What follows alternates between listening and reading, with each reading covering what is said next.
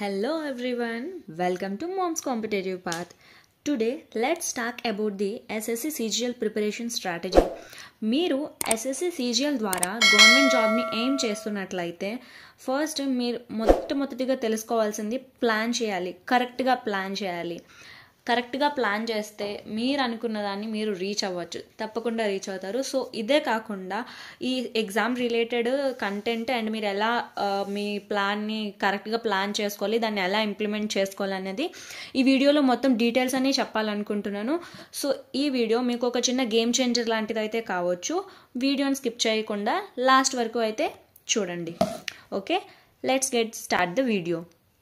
First వచ్చేసి SSC CGL ద్వారా మీరు ఏ ఎగ్జామ్స్ రాయొచ్చు అంటే ఇక్కడ చూస్తున్నారు కదా, సిజిఎల్ ఇది వచ్చేసి గ్రాడ్యుయేట్ లెవెల్, సిహెచ్ఎస్ఎల్ వచ్చేసి 12th లెవెల్, ఎంటీఎస్ వచ్చేసి 10th లెవెల్ అండ్ స్టెనోగ్రాఫర్ కూడా గ్రాడ్యుయేట్, సిపిఓ కూడా గ్రాడ్యుయేట్ లెవెలే.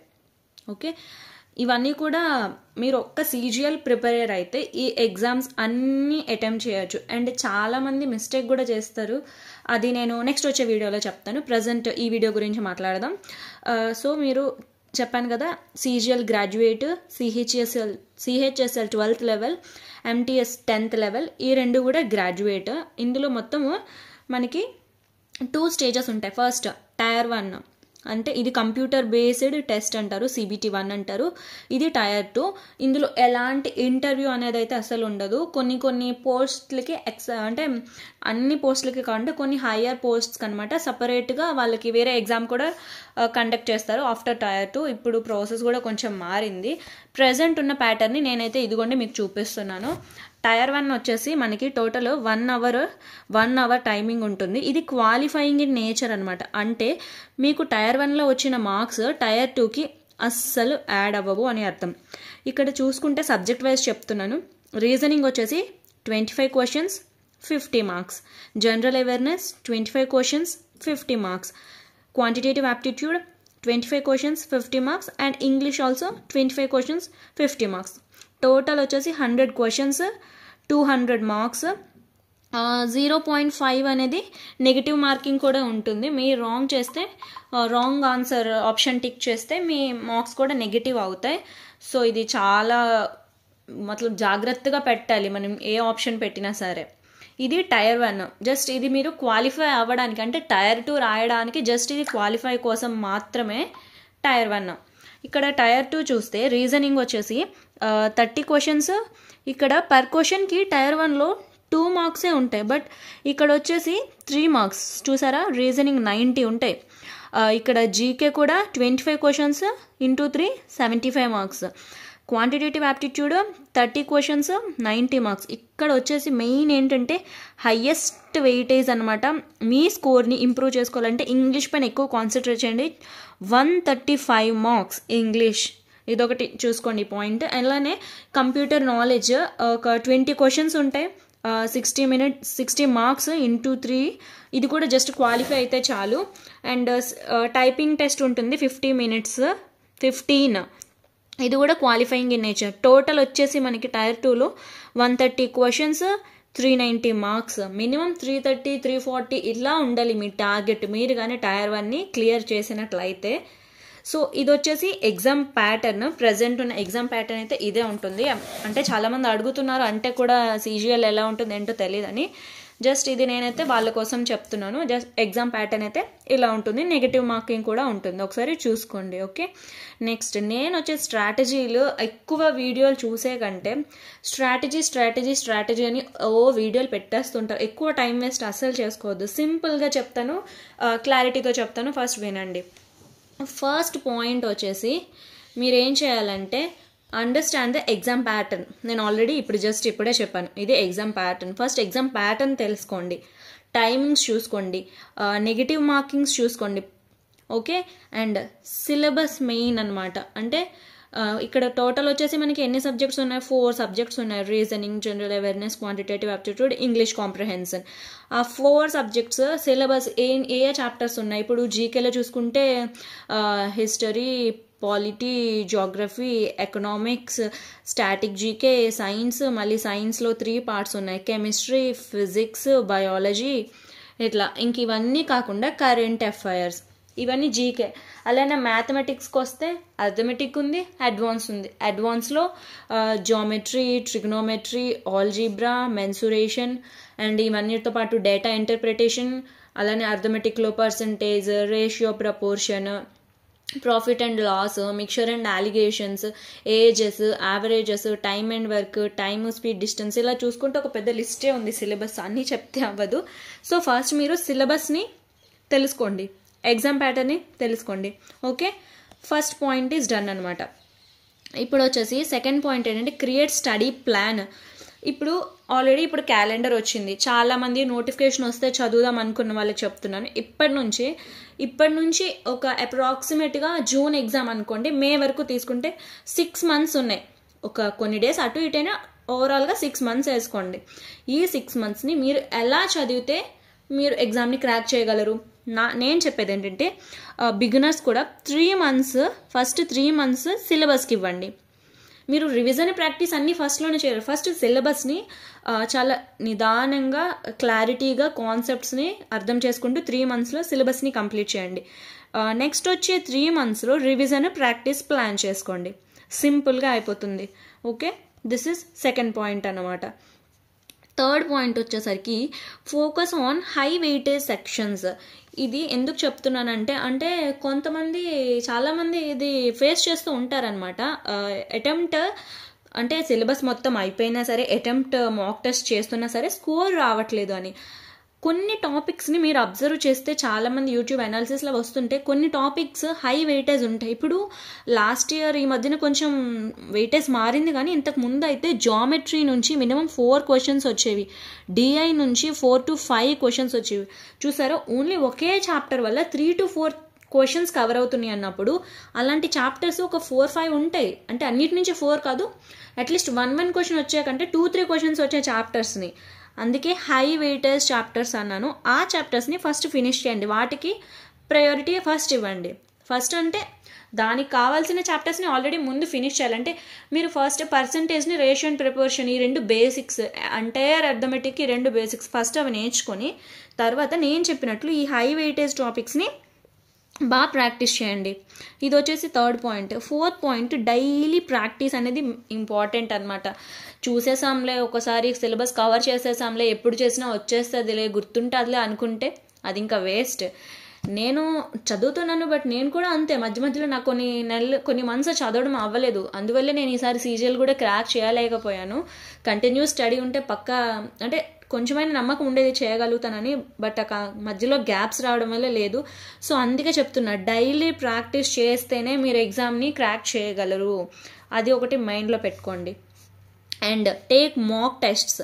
మాక్ టెస్ట్ అనేది చాలా క్రూషియల్ పాయింట్ అనమాట, చాలా ఇంపార్టెంట్ పాయింట్.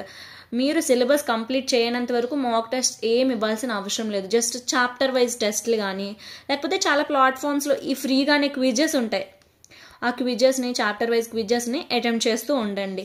మాక్ టెస్ట్లు ఆల్రెడీ ఒక 50% సిలబస్ అయిన తరువాత మాక్ టెస్ట్ని అయితే స్టార్ట్ చేయండి. అందులోనూ ఆ మాక్ టెస్ట్లో సెక్షనల్ ఇవ్వండి. రీజనింగ్కి, మ్యాథ్స్కి సెక్షనల్ ఇస్తూ ఉండండి, ఇంగ్లీష్కి. అలానే వీక్లీ 1 or 2 ఫుల్ లెంత్ కూడా ఇస్తూ ఉంటే ఇంప్రూవ్ అవుతుంది. ఇంకొకటి, మాక్ టెస్ట్ ఇచ్చామనేది కాదు, దాని అనాలిసిస్ కూడా చాలా ఇంపార్టెంట్. ఆఫ్టర్ మాక్ టెస్ట్ దాని అనాలిసిస్ కూడా చాలా ఇంపార్టెంట్. ఇదొకటి గుర్తుపెట్టుకోండి. ఓకే, నెక్స్ట్ ఇప్పుడు మీరు మాక్ టెస్ట్ అయితే ఇచ్చేసారు కదా 5th పాయింట్లో. 6th పాయింట్లో ఏం చెప్పాలనుకుంటున్నానంటే వర్క్ ఆన్ వీక్ ఏరియాస్. మీకు తెలుస్తుంది అంటే మీరు ఏ చాప్టర్ నుంచి క్వశ్చన్స్ అటెంప్ట్ చేయగలుగుతున్నారు, ఏ చాప్టర్ నుంచి చేయలేకపోతున్నారు. ఆ చేయలేకపోయిన చాప్టర్స్ని ఒక దగ్గర నోట్ చేసుకోండి. అసలు దేనివల్ల చేయలేకపోతున్నారు, కాన్సెప్ట్స్ రాలేదా, లేకపోతే అర్థం కాలేదా, ఇలా చేసుకోవడం వల్ల మీ వీక్ ఏరియాస్, మీ స్ట్రెంగ్స్, మీ వీక్నెసెస్ మీకు అప్పుడు అర్థం అవుతాయి. ఇదంతా అయిన తరువాత ఈ ప్రాసెస్ అంతా చెప్తున్నాను, ఇది లెందీ ప్రాసెస్ అనుకోకండి, బట్ మీరు కాంపిటేటివ్ ఎగ్జామ్ క్రాక్ చేయాలంటే ఈ ప్రాసెస్ని అంతా ఫాలో అయితే చేయగలరు. నాకున్న ఎక్స్పీరియన్స్తో, ఏదో కొంచెం ఎక్స్పీరియన్స్తో మీకు కొంచెం ఇన్ఫర్మేషన్ ఇవ్వాలనే ఉద్దేశంతో నేను చెప్తున్నాను. ఇదొకటి మైండ్లో పెట్టుకోండి. ఓకే, ఇది అయిన తర్వాత నెక్స్ట్ స్పీడ్ అండ్ యాక్యురసీ. ఇక్కడ వచ్చే 7th point speed and accuracy. చాలామంది మాక్ టెస్ట్లు రాస్తున్నాం కదని టైం తక్కువ ఉందని స్పీడ్గా పెట్టేస్తారు. అలా కాదు, ఫస్ట్ అనేది మనకి యాక్యురసీ ఇంపార్టెంట్. అంటే నేను కూడా ఫస్ట్లో ఇలానే చేసేదాన్ని, చాలా మిస్టేక్స్ కూడా అయ్యేవి సెక్షనల్ టెస్ట్లో రాసేటప్పుడు. ఇప్పుడు కొంచెం కొంచెం తెలుసుకుంటున్నాను. ఈ స్పీడ్ అండ్ యాక్యురసీ అనేది, ఫస్ట్ యాక్యురసీ ఇంపార్టెంట్. మీరు క్వశ్చన్స్ లేట్గా చేసినా పర్లేదు, కరెక్ట్గా చేయండి. చేస్తూ ఉంటే స్పీడ్ ఆటోమేటిక్గా స్పీడ్ అనేది ఇంప్రూవ్ అయిపోతుంది, అది మీకే తెలుస్తుంది. అదో. నెక్స్ట్ 8th వన్ అనేది చాలా ఇంపార్టెంట్ అండి, రెగ్యులర్ రివిజన్. రెగ్యులర్గా మీరు ఏ టాపిక్ చేసినా ఒకసారి చేసేసి ఇప్పుడు పర్సంటేజ్ చేశారు, పర్సంటేజ్ కాన్సెప్ట్స్ అన్నీ క్లియర్ అయ్యాయి, ప్రాక్టీస్ ప్రీవియస్ ఇయర్ క్వశ్చన్స్ చేశారు. మీరు next profit and loss chapter start చేశారు అనుకోండి, ఆ చాప్టర్ అయ్యేలోగా ఈ పర్సంటేజ్ని మర్చిపోతారు, పక్కా మర్చిపోతారు. అందరి గురించి ఏమన్నా మ్యాక్సిమం 90% మర్చిపోతారు, ఇదే జరుగుతుంది. సో దానికోసమే రెగ్యులర్ రివిజన్. అంటే మీరు ఒకసారి ఒకదాన్ని చేశారంటే దాన్ని weekly once, monthly once, 10 days తర్వాత, 15 days తర్వాత రివిజన్ చేస్తూ ఉండాలి. మ్యాథ్స్లో రివిజన్ ఏముందక్క అంటారు, ఈ డౌట్ మీకు వచ్చే ఉంటుంది. ఇందులో రివిజన్ ఏముందంటే కాన్సెప్ట్స్ అండి, కాన్సెప్ట్స్. అదే పర్సంటేజెస్ అయితే ఫ్రాక్షన్ టేబుల్ ఉంటుంది, ఫ్రాక్షన్ టేబుల్ రాకపోతే మీరు అర్థమెటిక్లో చాలా యూజ్ అవుతుంది, అది ఫస్ట్ రావాల్సిందే. అండ్ అలానే స్క్వేర్స్, క్యూబ్స్. ఇప్పుడు స్పీడ్ ఎలా వస్తుంది మనకి, క్యాలిక్యులేషన్ ఫాస్ట్గా వచ్చినప్పుడే కదా. నేను క్యాలిక్యులేషన్ కూడా సపరేట్గా చెప్తాను, దానికి కూడా ఉంది సొల్యూషన్. సో రివిజన్ అనేది చాలా యూజ్ఫుల్ థింగ్, మీ సక్సెస్ని ఇది మీ దగ్గరికి వచ్చేలా చేస్తుంది, గుర్తుపెట్టుకోండి. ఇంకా వచ్చేసరికి కరెంట్ అఫైర్స్. ఈ 9th పాయింట్ నేను రాసానే కానీ అప్డేటెడ్ విత్ కరెంట్ అఫైర్స్ అని, బట్ దీనికి ఎక్కువ ప్రయారిటీ ఇవ్వకండి. ప్రజెంట్ ఉన్న ఎస్ఎస్సి సిచ్యువేషన్ ఎలా ఉందంటే, కరెంట్ అఫైర్ లేదు, అది పాస్ట్ అఫైర్స్లా ఉంది. 21, 22 అడుగుతున్నారు, ఇప్పుడు 24లో ఎగ్జామ్ అయితే. సో దీనికి ఎక్కువ టైం ఇవ్వద్దు, బట్ ఒకసారి మంత్లీ మ్యాగజైన్స్ కానీ లేకపోతే స్పీడీ ఇయర్లీ కానీ 6 months కరెంట్ అఫైర్స్ని ఉంటాయి, అవి చూడండి. ఓకే. లాస్ట్ వచ్చేసి మెయింటైన్, మీ హెల్త్ చూసుకోండి.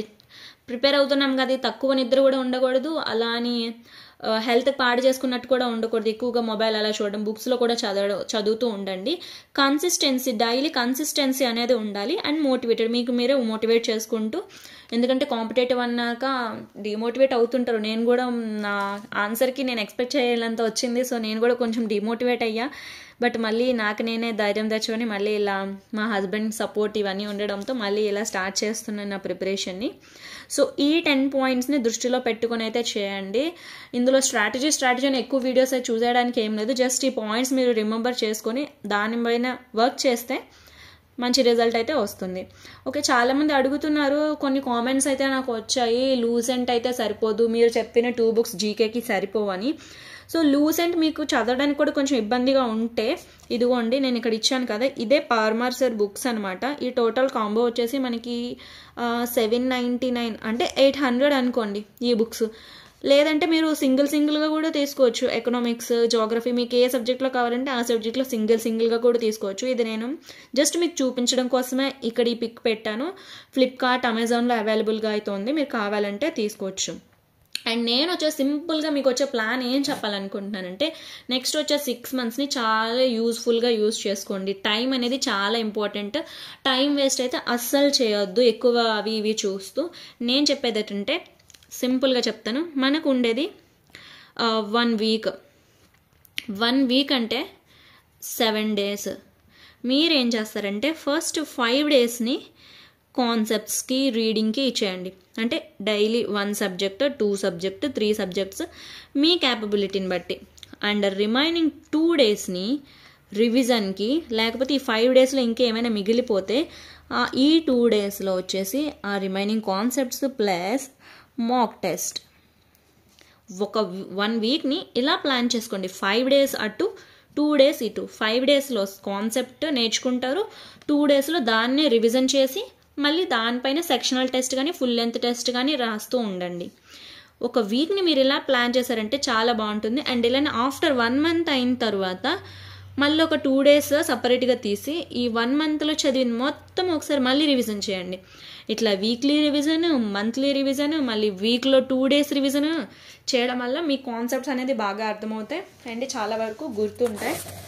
నేనైతే సింపుల్గా ఇది చెప్పాలనుకుంటున్నాను. నేను కూడా ఇలానే చేస్తూ ఉంటాను. ఈ స్ట్రాటజీని కానీ మీరు కానీ ఫాలో అయితే తప్పకుండా సక్సెస్ అనేది మీ దగ్గరకైతే వస్తుంది. ఎక్కువగా చెప్పడానికి ఏం లేదు, జస్ట్ మనం సిలబస్ని ఎగ్జామ్ ప్యాటర్న్స్ని అర్థం చేసుకొని ఫస్ట్ సిలబస్ కంప్లీట్ చేసి తరువాత రివిజన్ ప్రీవియస్ ఇయర్ క్వశ్చన్స్ ఎక్కువగా ఇంప్రూవ్ చేయడము. మ్యాథ్స్ ఏమంటే బిగినర్స్ అయితే ఫస్ట్ నుంచి వీడియోస్ చూడండి కాన్సెప్ట్స్ని. అండ్ ఇంకొక విషయం మర్చిపోయాను, మీరు క్లాసెస్ వినేటప్పుడు కాన్సెప్ట్ నోట్స్ని చక్కగా ప్రిపేర్ చేసుకోండి. ఈ కాన్సెప్ట్ లేకపోతే టైప్స్, ఒక్కొక్క టైప్ నుంచి ఒక్కొక్క క్వశ్చన్ రాయడము. నేను జీకే కూడా నేను నోట్స్ అయితే ప్రిపేర్ ఫుల్గా చేశాను. నేను కావాలంటే మీకు నెక్స్ట్ వీడియోలో ఒక షార్ట్ వీడియో ద్వారా మీకు చూపిస్తాను కూడా నా జీకే నోట్స్. సో ఇలా చేయడం వల్ల అనేది మీరు కన్సిస్టెన్సీ కూడా ఉంటుంది, మీ రివిజన్ అవుతుంది. ఇవన్నీ పాటించడం వల్ల మీరు అనుకున్నది అయితే మీరు సాధించగలుగుతారు. నేనైతే ఇదే చెప్పాలనుకుంటున్నాను. So that's it for today. మీరు కానీ స్టార్ట్ చేస్తే అన్నీ పాసిబుల్, నథింగ్ ఈజ్ ఇంపాసిబుల్. మంచి hard work and right strategy అనేది మీ డ్రీమ్స్ని మరింత దగ్గరగా అయితే చేస్తుంది.